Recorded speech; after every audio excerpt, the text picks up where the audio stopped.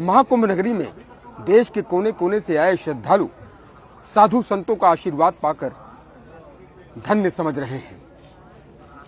हमारे साथ विशेष बातचीत के लिए मौजूद हैं इंटरनेशनल बाबा, जिन्हें टाइगर बाबा भी कहते हैं। नागा साधु हैं और उनको देखने के लिए, उनका आशीर्वाद प्राप्त करने के लिए देश के कोने कोने से और विश्व के कोने कोने से श्रद्धालु आ रहे हैं।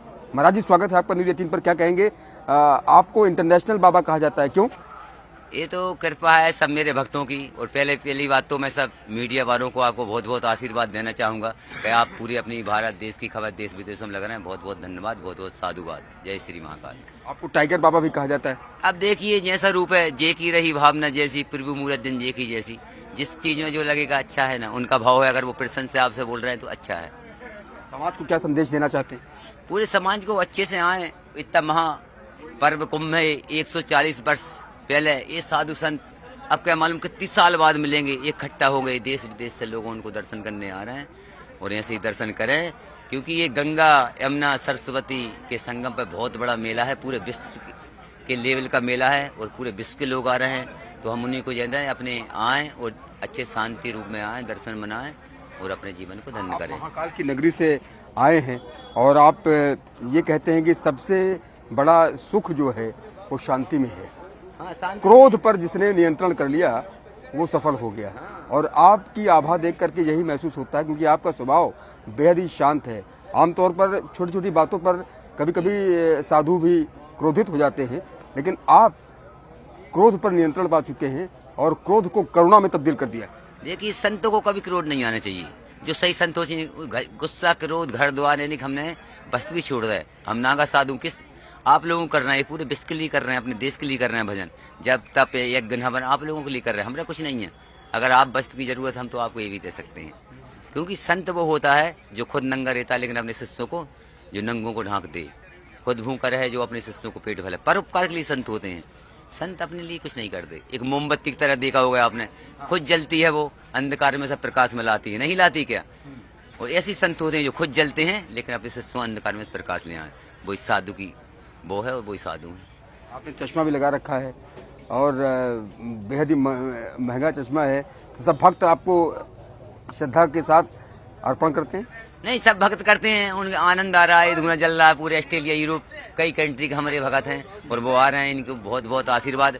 वो जो भी मैं कहना चाहता हूँ, जो फेक वीडियो बना रहे हैं कोई भी साधु संतों की, वो फेक वीडियो न बनाए। ये अपने ही और अपने भारत देश का बदनाम है। इतना बड़ा विश्व का कुंभ लेयर, एक न्यूज अगर गलत पहुंची क्या समाज और देश में संदेश जाएगा। इसलिए कृपया मैं कहना चाहूँगा सब यूट्यूब, सब मीडिया वालों से किसी की कोई गलत खबर प्लीज न दें। आप महाकाल की नगरी से हैं, उज्जैन की नगरी से हैं और आपको देख कर कैसे लग रहा है कि जो है महाकाल के दर्शन हम महसूस कर सकते हैं? आप भी आइए, हमारे उज्जैन हर एक नहीं आ सकता। कहते हैं इरादे रोज बनते हैं, इरादे रोज बनते हैं और बनकर टूट जाते हैं। वो ही उज्जैन जाते हैं जिन्हें बाबा बुलाते हैं। जय श्री महाकाल। जय श्री महाकाल। आप अपने बारे में बताइए महाराज जी, कब आप नागा साधु बने, कितने वर्ष आपको हो गया और नागा साधु बनने का फैसला आपने क्यों लिया? नागा साधु का बनना ये आज का कोई विषय नहीं है। ये पूर्व जन्मों का और कोई पूर्व पीढ़ी का जन्म होता है। एक जन्म में कोई संत नहीं बन सकता। ये लाखों करोड़ों में से एक आदि जो होता है, जिसे विशेष रूप से उनके माता पिता, उनके कुल और भगवान की विशेष रूप से कृपा होती है, वो ही उनको शरण में लेते हैं।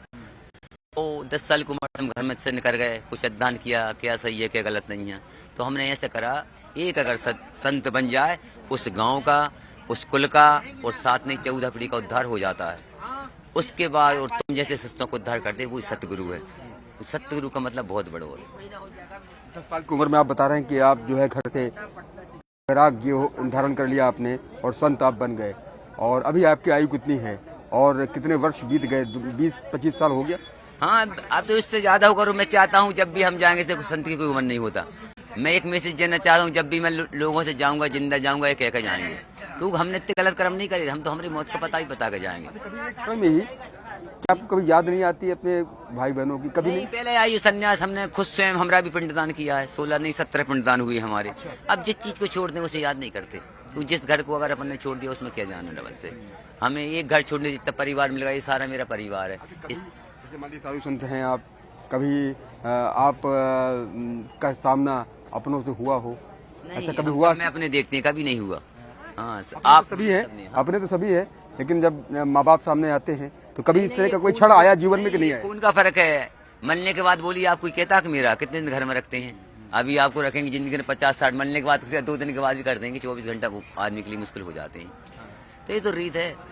बनी पर लाखों निसार होते हैं, जब बनी बिगड़ जाते तो दुश्मन हजार होते हैं। जब तुम देर तक ध्यान करते हैं, रोजाना का क्या रूटीन होता है आप लोगों का? ये मेले में 24 ही घंटा, 12, 3, 2, 24 घंटे है। मैं जो वैसे ही पूछ रहा हूँ, ध्यान कहते हैं कि ध्यान ही परमानंद की प्राप्ति है। जिसने ध्यान कर लिया उसको परमानंद मिल जाता है। ध्यान अंदर आत्मा से हम करते ही रहते हैं 24 घंटा। भक्ति मीरा ने कैसी करी देखी, बिस्का प्यार भी। भक्ति का कोई अंत नहीं, कौन क्या कर रहा है, ये भक्ति का अनूप रूप है। संत सोते सोते भक्ति कर सकते हैं, संत और साधु कभी सोते नहीं। सोते सोते भक्ति कर सकते हैं। अगर नींद में भी हैं तो भगवान तब भी बिल्कुल नींद में भी हम भगवान को याद करते हैं।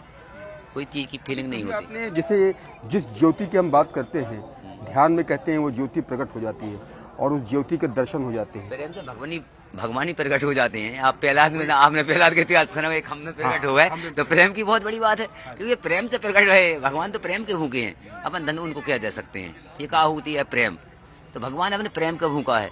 उसे धन दौलत क्या लेंगे, सब स्वार्थी है। भगवान को कुछ नहीं चाहिए, आपका भाव है, सब कछु है। भावना में अगर भाव है तो इस भाव से बेड़ा पार है। हाँ, तो ये है कि भावना अगर आपकी सही है तो गंगा जी स्नान करने से कोई मतलब नहीं। जो कहावत है कि मन चंगा तो कटौती में गंगा, हर जगह गंगा है, मन ऐसे हो ही नहीं है। आजकल तो गंगा डुबकी मारेंगे और सोचेंगे वाका पूरा हो जाए भगवान। ऐसे लोग हैं, इनकी भावना है। क्योंकि आजकल कहते हैं ना, लोग अपने आप से दुखी नहीं है, ये लोग अपने आप से दुखी नहीं है, पड़ोसी के सुखी से दुखी है। नारायण आप क्यों खुशी रह रहे हैं? दुनिया की रीति। तो कोई मंत्रोच्चारण हो जाए। क्या हो? नमामि शमीशान निर्वाण रूपम। एक आज कौन सा दिन है? आज रविवार। जय हो सूर्य देवता को नमन, और सूर्यपुत्र हनुमान जी महाराज को भी नमन। भजन गाना सब आपके सुनाएंगे। एक श्री राम की धन हो जाए हनुमान जान।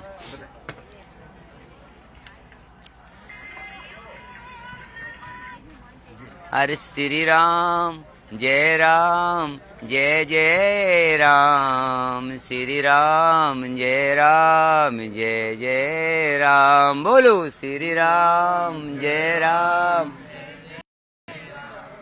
श्री राम जय जय राम। बोलो दो के छरका प्यारा सनाम, श्री राम जय जय राम। बोलो।